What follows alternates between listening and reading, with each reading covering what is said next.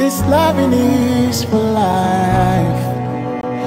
This loving is for life. Prince Harry and his wife Meghan visited Nigeria for the first time. The royal British couple enjoyed experiencing Nigerian culture and meeting people from different tribes and sectors. In October 2022, Meghan made a surprising revelation on a podcast, Archetypes, stating that she has Nigerian heritage comprising 43% of her ancestry. Following this announcement, some critics accused the former actress of seeking attention with a fabricated African lineage. However, Nigerians embraced her warmly and invited her to visit their country anytime. Prince Harry is no different. His late mother, Princess Diana, alongside his father, King Charles, visited Lagos, Nigeria in 1990, and the entire nation fell in love with the British royal sweetheart.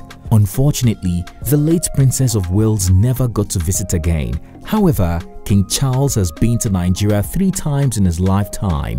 Although most of the Duke and Duchess's time in Nigeria was directly related to the Invictus Games, their visit went beyond all that. The loving couple experienced the people of Nigeria's culture, fashion, arts and cuisine, and Meghan even got 3 Nigerian names given to her. Haters gonna hate, right? But for lovers in the building, sit back as we give you the full juice of everything Prince Harry and Meghan did during their 3-day visit to Nigeria. Hello guys, it's T-Code here for African Glitz. Prince Harry founded the international multi-sport event in 2014 for wounded, injured and sick servicemen and women who are either serving or veterans. We are thrilled to welcome Prince Harry, the Duke of Sussex, founder and patron of the Invictus Games Foundation. So far, 21 countries have participated, including Nigeria, the first African country to do so.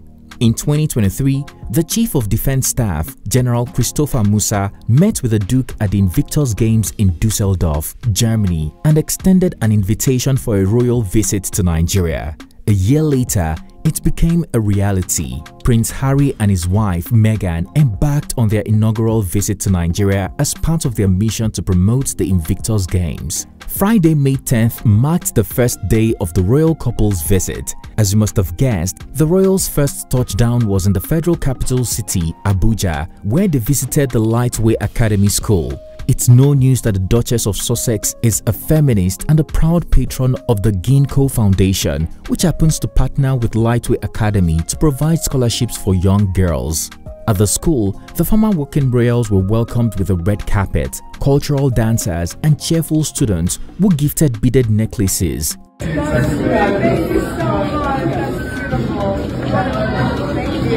After the warm reception, Meghan and Harry went on a tour to the school and even attended kindergarten class.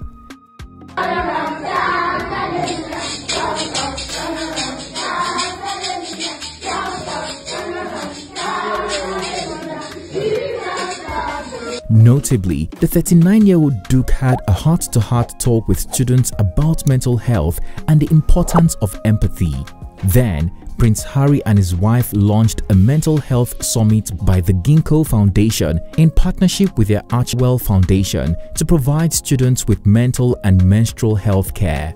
In a speech at a school, Meghan, looking adorable with Harry by her side, told the students of Lightweight Academy, "As I look around this room, I see myself in all of you as well."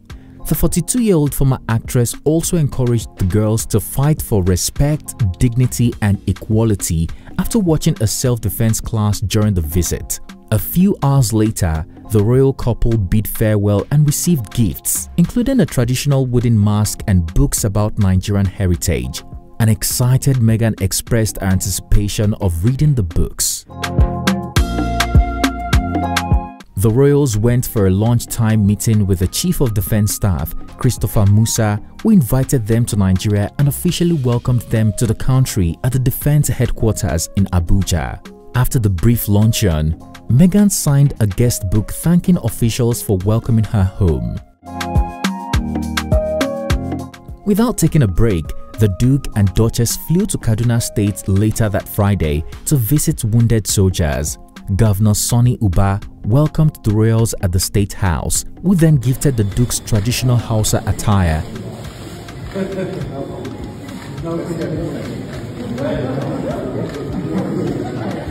But the prince is incomplete. It will be complete with this. Now, just like that. Yes. Yeah, just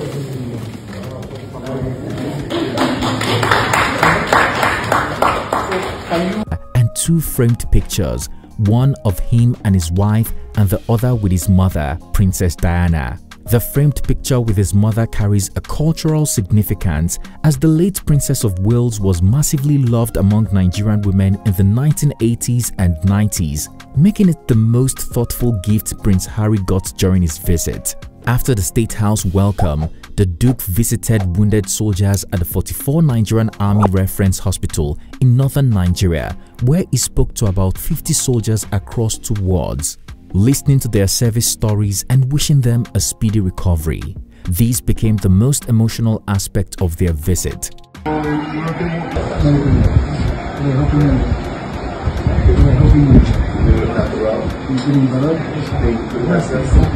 On day 2, Saturday, May 11th, the royals had returned to Abuja. Prince Harry went on to participate in a sitting volleyball game alongside several army veterans, while Meghan Markle watched from the side of the court. Of course, the Nigerian military team defeated his Invictus Games team.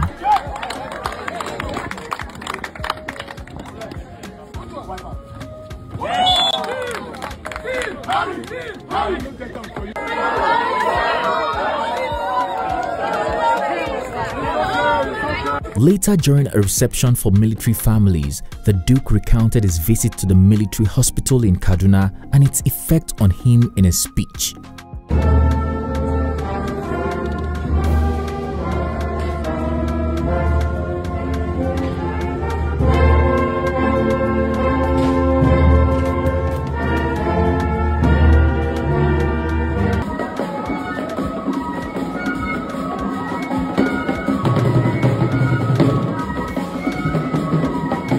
What this proved to me, what this reminds me of, is the power of seeing what is possible post-injury. He said, and then in Germany, when we were gifted with the presence of Team Nigeria, who danced on stage better than anybody else, who represented their service in this country extraordinarily, and as you've already heard, won medals and came back with smiles on their faces. That we never thought this single action of giving them the opportunity to attend the Invictus Games will make this difference. But it gladdens our hearts to see how excited, how happy, how joyous troops that are injured feel. The few of them that represented us in Germany made a great difference. However, for them to be able to have won gold and bronze for the first time, I think it's something that is highly commendable.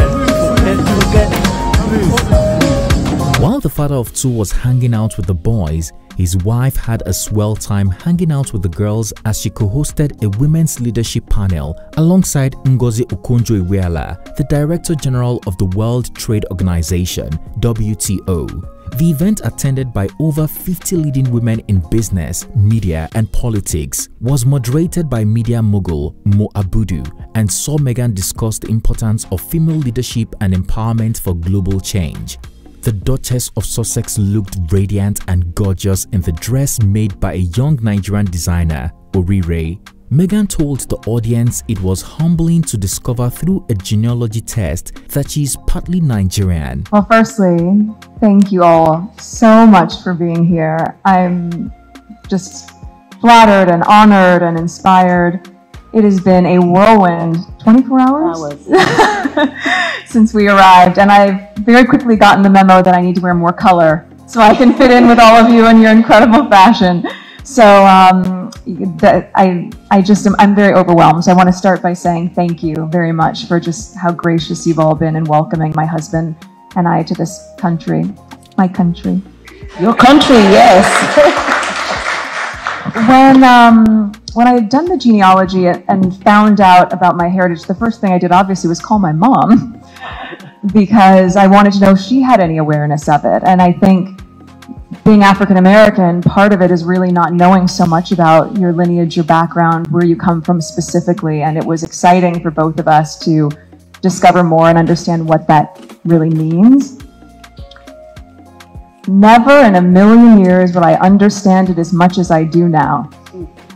Being here, right? Being here. And what has been echoed so much really in the past day by men and women alike is, oh, we weren't surprised when we found out when you were Nigerian. Oh, no. And I say that mostly as a compliment to all of you because what they define as a Nigerian woman is brave, resilient, courageous, powerful, beautiful. And every single moment that I hear anyone so far talk about what it means to be a Nigerian woman, it is the most flattering thing to be in that company, to be in your company. So yes, it's been really eye-opening and humbling to be able to know more about my heritage and to be able to know this is just the beginning of that discovery. Finally, Mo Abudu, the chief executive of Ebony Live Media Group, asked the audience to suggest Nigerian names for Meghan to adopt. 3 names were suggested and given to the mother of 2. Ifeoma, a name from Nigeria's Igbo tribe meaning a beautiful and good thing. Omowale from the Yoruba tribe meaning our child has come home, and Edidiong meaning blessing. On day 3 of the adorable couple's visit, the royals flew to Lagos and were welcomed by a dance troupe at the Murtala Mohammed Airport.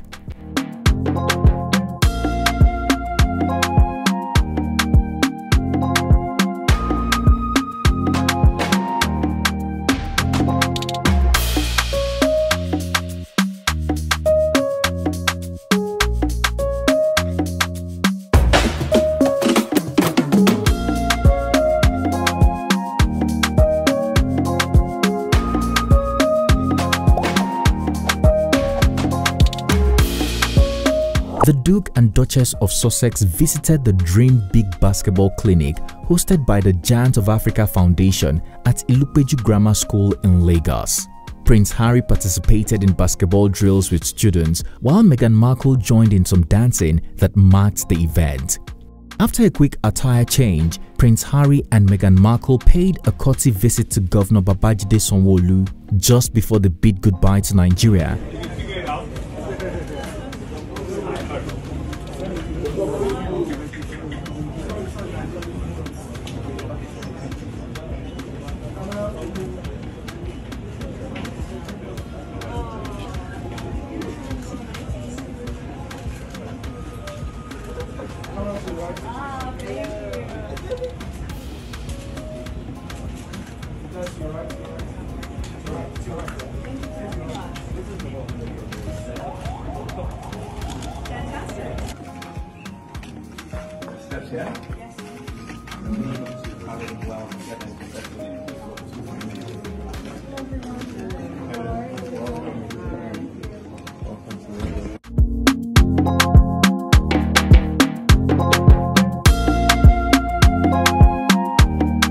If you ask us, we will tell you that the Duke and Duchess had the best times in Nigeria. Meghan Markle proved this when she ditched a dull streak of neutral dressing for bright yellows, vibrant reds, and even prints.